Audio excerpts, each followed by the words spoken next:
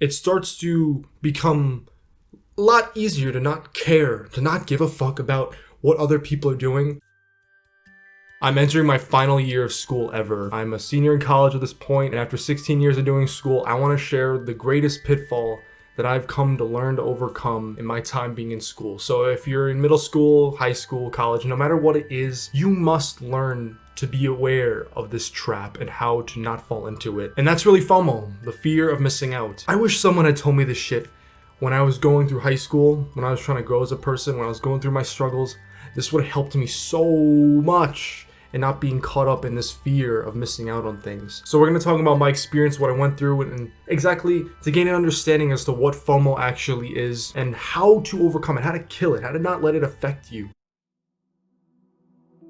So to gain an understanding of what FOMO actually is, we have to understand at its base root, it's a fear.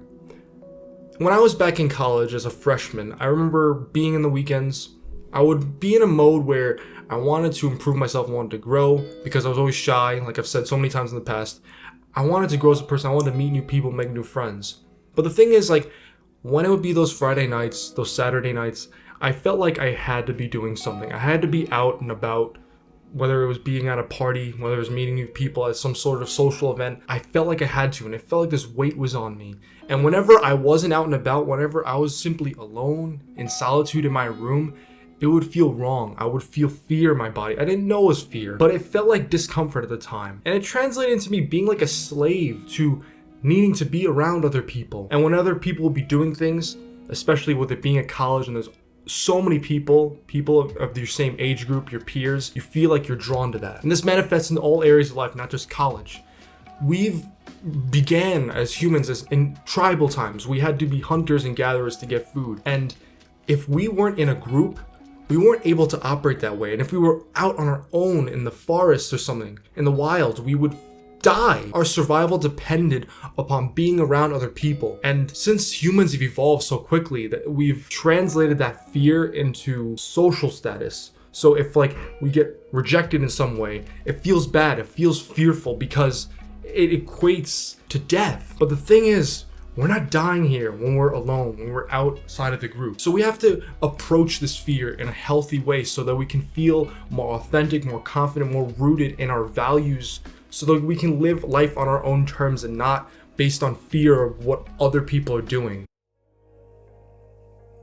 What I've found is that life purpose kills FOMO. Life purpose essentially boils down into the macro and the micro. The macro being the greater vision you have for your life, what you want to do with it, what you're passionate about, what you love to do so much, deeply embedded in your heart. And this takes a long time to figure out fully, to fully realize. I'm still working on it every single day. But adhering to that, your goals in life, whether it's fitness, whether it's working on a hobby you enjoy, your career, whatever it is, you're putting your energy towards that. Simply put, we have a number of fucks to give in the world. We can give a fuck about things that aren't important, or we can give a fuck about things that are important. When we give a fuck about things that are important, like our life purpose, the things that we care about the most, so much energy is expelled towards that it starts to become a lot easier to not care, to not give a fuck about what other people are doing, to not be afraid about what other people are doing because you're so enamored and you love what you're doing so much. You're working on your purpose, you're on your grind, you're working hard, you're in the present moment, you're enjoying it, you're staying mindful. Say a kid grows up, he wants to be a doctor, he wants to go to medical school. He's going to have that vision. He's like, I want to be a doctor. I dream to do that. I'm going to work hard for that. I want to work to save people's lives. I want to contribute to the world for a greater good. Whatever their rationale is, whatever they put in their mind, they're going to work towards that. But they've got to come down with small sub goals. So they have to get through school. So as they wake up in the morning, they brush their teeth, they go to bed, they do the thing. They are focused on the work they have to do. They're focused on their goals for the day so they can get to that higher goal. They keep their attention on that. And sometimes they might forget, but that's okay. They realize that and they come back to what they care about the most. That's not to say that they don't enjoy some of the luxuries of life of being around other people. That's fine, but they do it from a sense of internal validation. They love to be around these people. They don't do it because they're afraid of missing out on something. They don't need the validation of other people and socialization. You come to find that this way of living is much more fulfilling. So I understand a lot of you are in high school And you might be wondering, I don't know what my life purpose is. I don't know what the hell I want to do with my life. Well, that's the thing.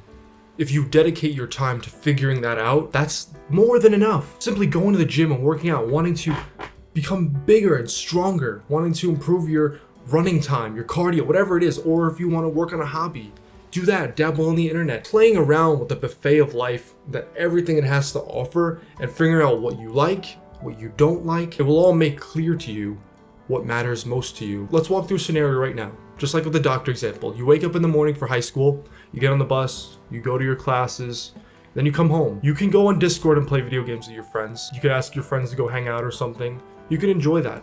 But sometimes when you're alone and you don't have those opportunities and you feel that fear of missing out, well, guess what? Now's the time that you have to work on what you want to work on. You take a deep breath and you enjoy the solitude. Just like I am right now, I'm alone. There is no one here. And of course, it's just a weekday for me, but if I were, say, on the weekend, I would sit here and I would enjoy this solitude. I would savor it. What it's like to be here just by myself. I'm grateful for that. I'm comfortable being alone. And it makes the other things in life icing on the cake. Well, the cake is no longer things that are outside of you. The cake is the things you do with yourself. And everything else just comes second. It's just an enjoyment. It's nothing that you actually need. So throughout your days, if say you feel fear in your body, you want to be with other people, say if someone's not hitting you up, if your friends aren't asking you to hang out, if you don't have anyone to hang out with at the time, think to yourself, what are my intentions right now? What am I working towards? What am I focused on? Because we have to be focused on something. We can sit back and we can do nothing and enjoy that. And that's a choice in and of itself. And when we're not doing that, we have to be doing something. So you might as well do something that you enjoy. If you need help developing that, please subscribe and join the Discord server. And this video helped you out, drop a like. With great power and great responsibility, always, Joe.